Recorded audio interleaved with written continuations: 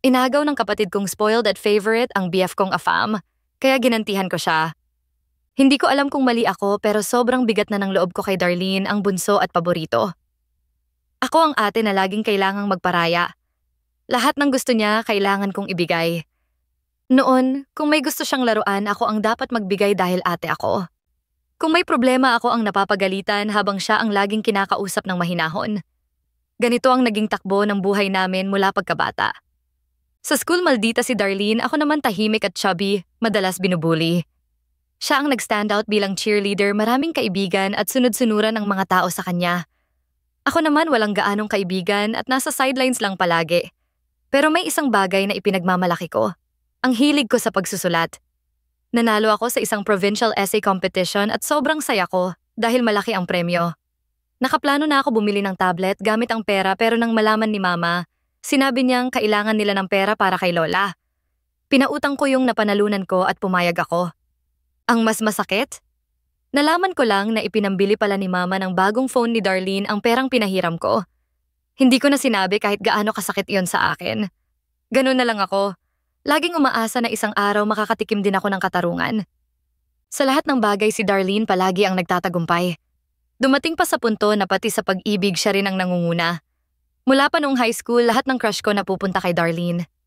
Kaya noong nakilala ko si Hans, isang German na boss ko sa opisina, pakiramdam ko sa wakas ito na ang pagkakataon ko. Sobrang saya ko kasi mahal ako ni Hans at kahit long-distance relationship, ipinaglaban ko siya. Si Darlene, na curious kay Hans, hindi na kontento na siya ang may boyfriend dito sa Pilipinas. Lagi siyang nagpapakute kay Hans kapag nasa bahay siya at bumibisita ako. Nang bumalik si Hans sa Germany, nalaman ko lang na mini-message pala siya ni Darlene.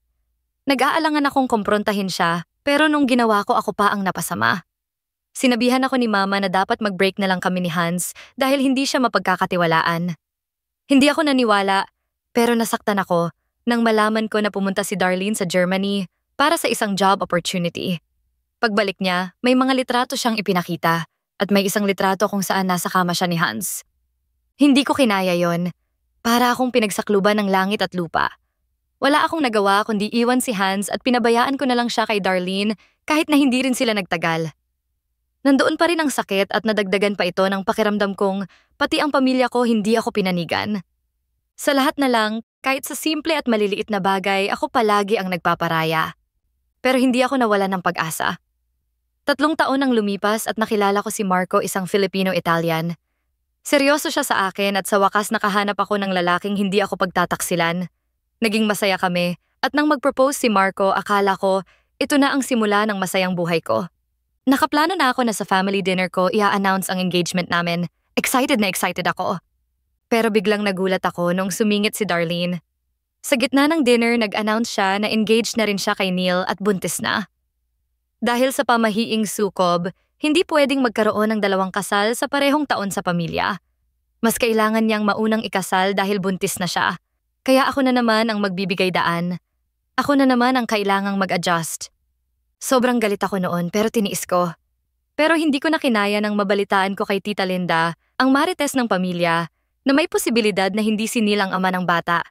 Ibinunyag ni Tita Linda na mas nakikita si Darlene na madalas kasama si Josh, ang best friend ni Neil. Umigting ang galit ko. Kailangan ko bang tumahimik na lang? O ito na ba ang pagkakataon para sa akin?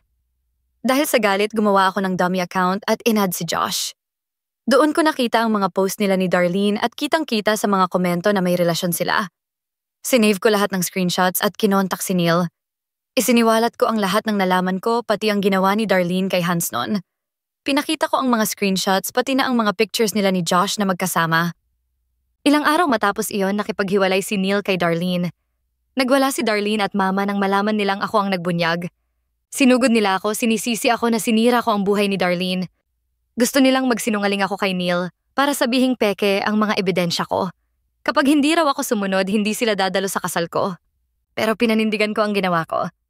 Sinabi ko kay Mama na kung ayaw niyang pumunta sa kasal ko, ayos lang. Kung pipiliin niyang kampihan si Darlene, kaya ko. Makalipas ang ilang linggo, nalaman ko mula kay Tita Linda na nagpa-prenatal paternity test si Neil at na-confirm na hindi siya ang ama. Biglang naglaho si Josh. Ang sabi, bumalik na raw sa probinsya. At si Darlene, wala nang suporta. Ngayon tahimik na ang buhay ko kasama si Marco. Minsan nakakaramdam ako ng konsensya. Kung hindi ba ako nakialam, buo pa kaya ang pamilya namin? Hindi ko alam kung tama o mali ang ginawa ko. Pero kapag naiisip ko ang lahat ng sakit na pinagdaanan ko dahil sa kapatid ko, bumabalik ang pakiramdam na ginawa ko ang tama. Ngayon si Darlene naman ang kailangang magparaya. Mali ba ako sa ginawa kong ito?